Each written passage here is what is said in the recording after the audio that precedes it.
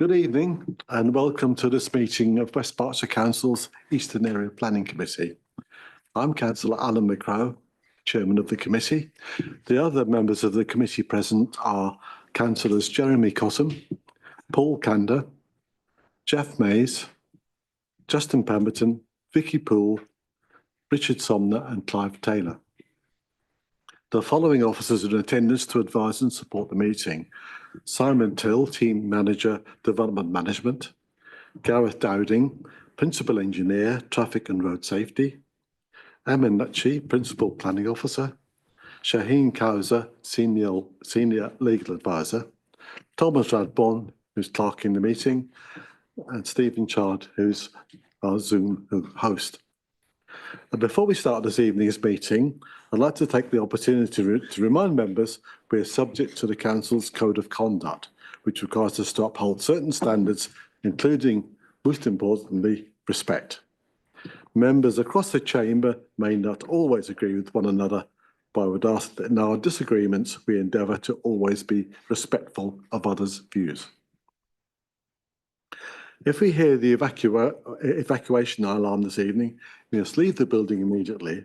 Please proceed via the safe emergency exit route, and please follow any instructions given by officers. The assembly point is the car park of the Dolphin Pub. If the lockdown alarm sounds, we will remain seated and will await instructions from officers. We will adjourn the meeting until such time it is safe to proceed.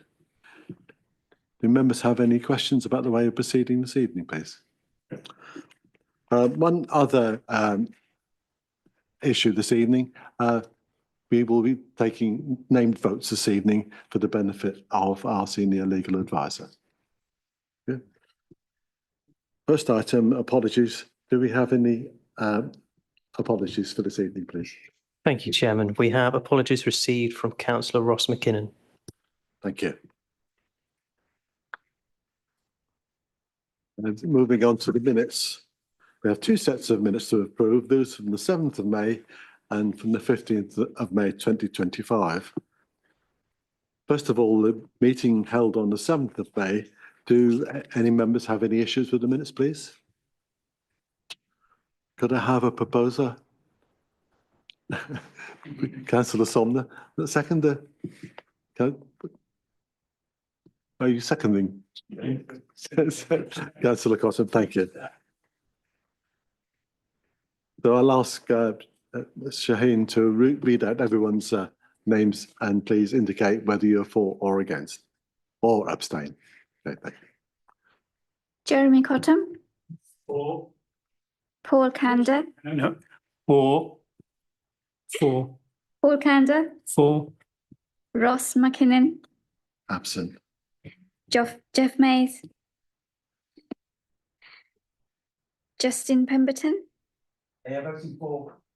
Vicky Poole. For. Richard Somner. For. Clive Taylor. For. For. Alan McCrow. For.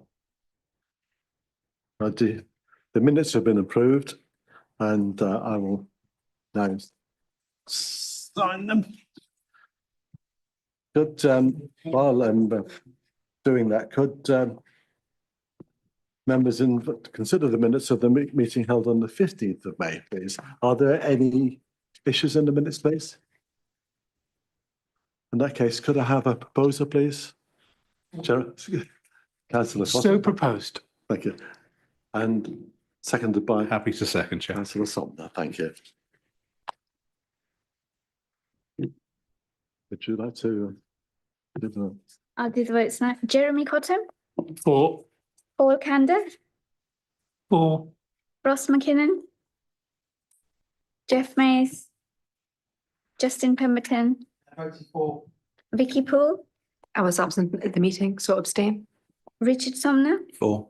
Clive Taylor. For. Alan McCrow. For. So those minutes have been approved and I will sign those as well.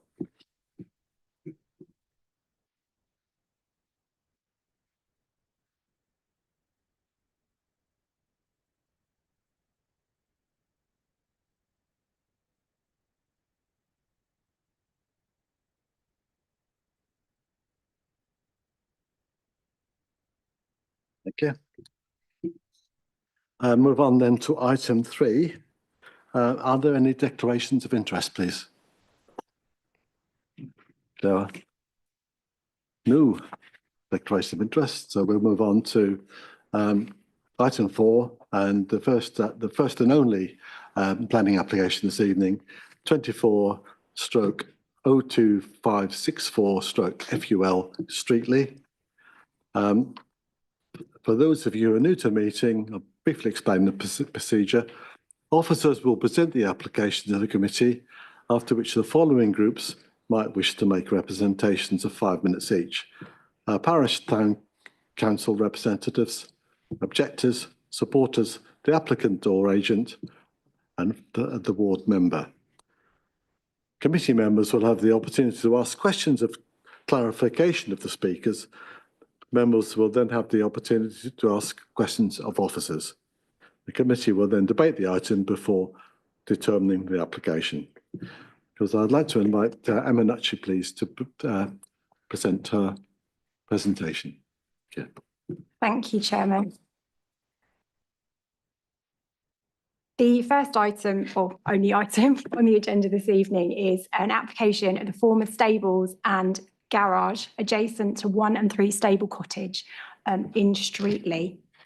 The application is for the demolition of an existing former stable building.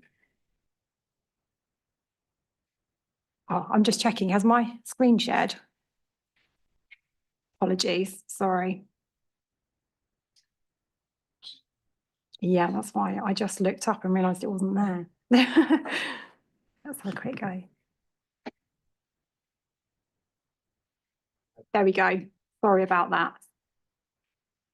So the application, as I say, is for the demolition of an existing former stable building and the construction of a 2-bedroom, single-storey dwelling with associated garden and parking area. The application site is located within the settlement boundary of Streetley. It's within the national landscape and within the conservation area. The building and application site are within a small courtyard development of properties off of the Wallingford Road. And the dwelling will be served by an existing access which already serves properties at the site. In front of you now, you can see the site layout with the new dwelling at the top sort of left-hand corner. The property comprises, as I say, a single-storey building. It's been designed to sort of take on some characteristics of a rural former barn structure and is therefore considered to be in keeping with the rural character of the area. You can also see that windows have been are limited along the northern elevation with skylights only to prevent any overlooking issues. And the building materials are considered to be sensitive to its context. So at the moment, the site is occupied by the former stables, which you can see in front of you. Again, the materials sort of mirror what is now being proposed as part of the development. So the application site is to the front as shown there.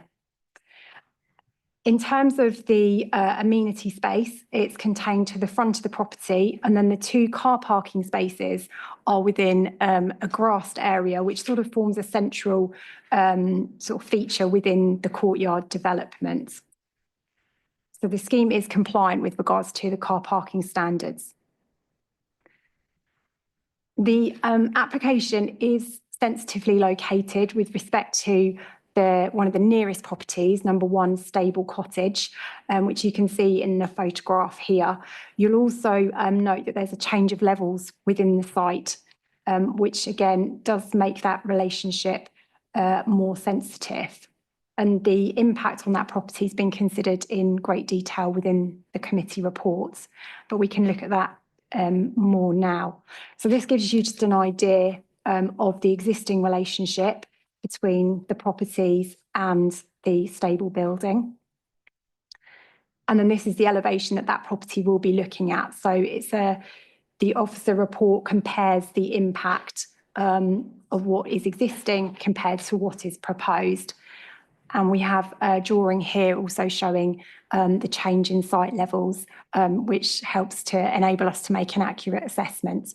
And you'll see that the report concludes that the impact from the new dwelling is not considered to be significantly greater than the existing due to the small scale of the building and the increase in height and width, the details of which are in the report, are relatively small so as not to result in an impact.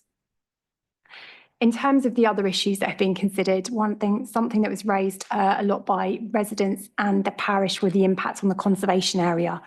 That has been looked at in detail within the report and concludes the assessment is made in reference to some of the requirements of the Streatley Parish Plan, which look to conserve long views across the fields to the east.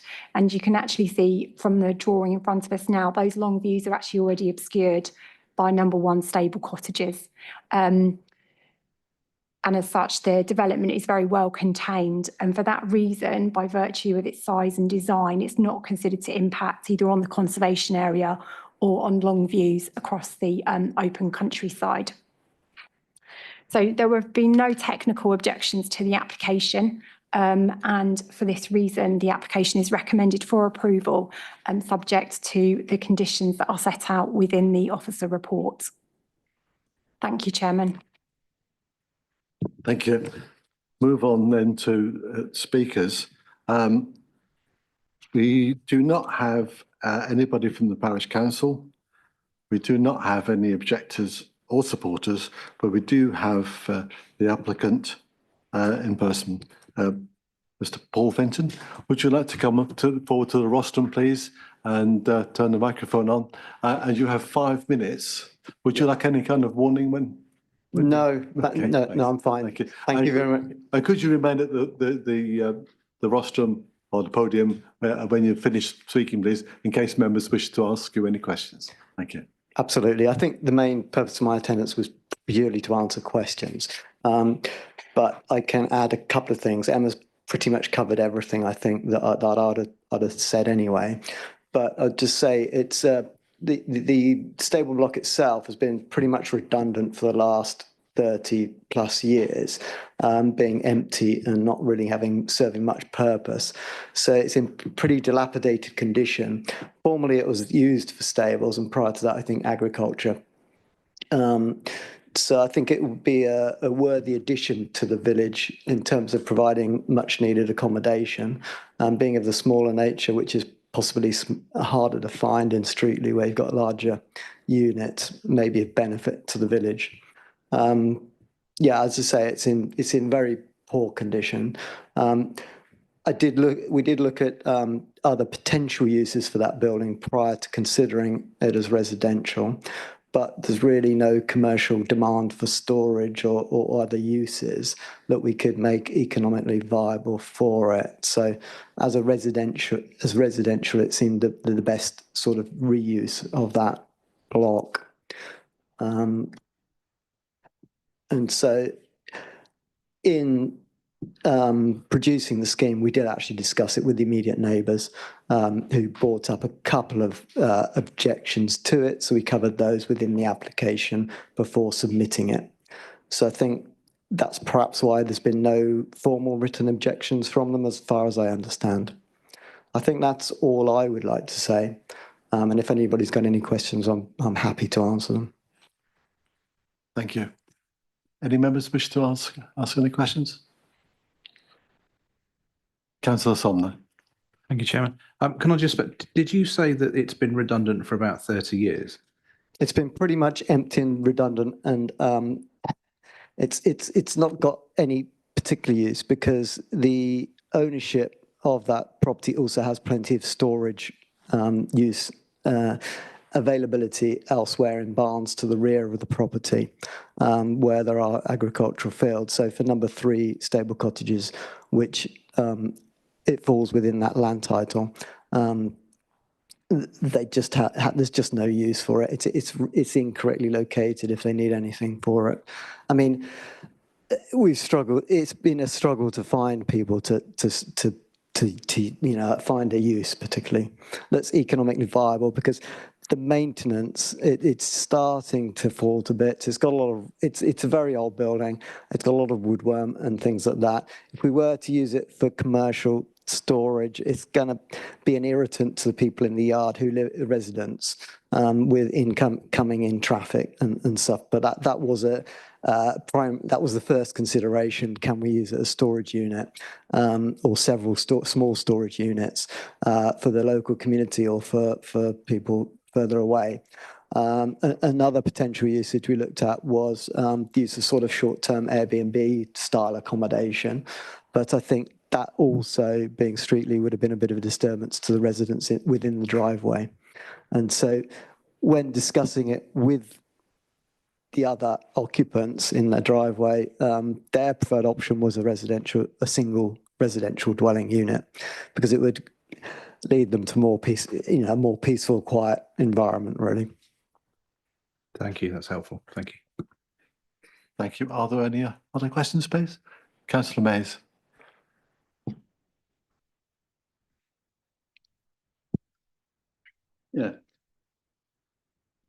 Yeah, Mr. Fenton. I've been through the drawings. The barn that you're cutting down, removing and putting a new wall at the end, is that all in the same ownership? Yes, it is. Yeah. Well, it's all within. Okay, so if you look at the land titles, they're all within the same family ownership. Okay, and the bungalow layout, the two residential properties, two bedroom residences. I gather that the drainage from that area will go to the drain at the back of Councillor Mays, the questions are supposed to be limited to the issues brought up by the speaker. We should not be introducing any new material. No, okay. I'm happy to answer those questions if it helps. It's only about the drainage. Yeah, sure. Which is not shown on the drawing. Right. Okay. So we are in an area which is chalk, and so if you're talking about surface water drainage, it will readily drain to soakaways, as do the existing buildings currently. There is a bit of runoff down the driveway, which could possibly be from part of that building, but that could be addressed with another soakaway, I think, because I think the soakaway is probably quite old and not been renewed, because sometimes they just silt up. In terms of the foul drainage, there is a foul drain to the front of those, to number 1 and number 3, running along the driveway, to which a connection could be easily formed. So you're joining into the existing connection? For foul drainage, yes. And that goes to the sewage works? That goes directly down to the sewage works, to the rear of those properties, in a Thames water sewer. Yeah, okay, thank you.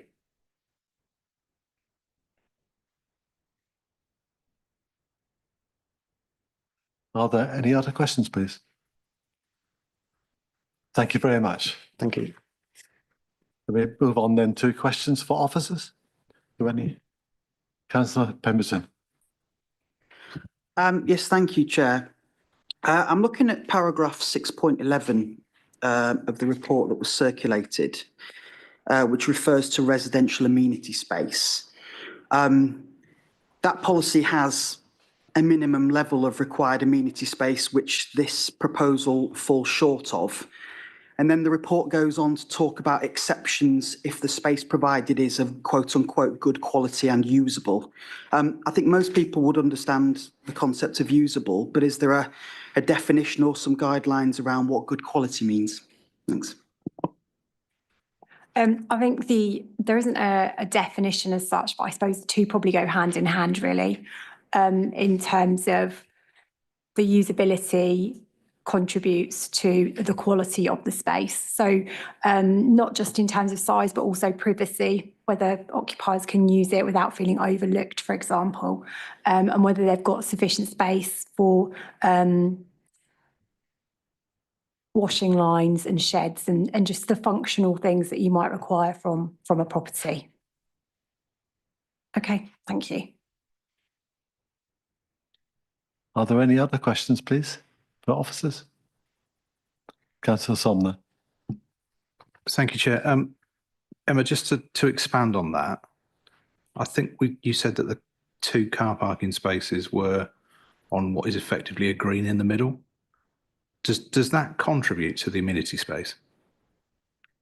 So yes, you're correct. The 2 parking spaces are within the green area in the middle of the development as a whole.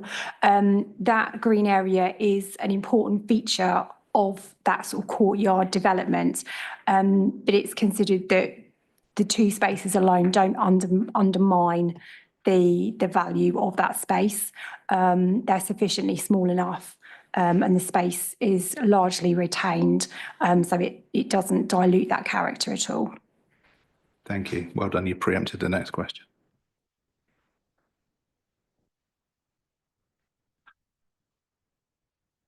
I've just realised actually that we didn't call the local board member. Is she available? She's not. Okay, thank you. So I apologise for that. Are there any other questions, officers, please? In that case, would someone like to lead off the debate? Councillor Somner. Thank you, Chair. Unlike many of the applications that come before us, I'm not really sweating this one. I have to be honest. I think I note the reason that it was called in, and I think those reasons have been answered within the report.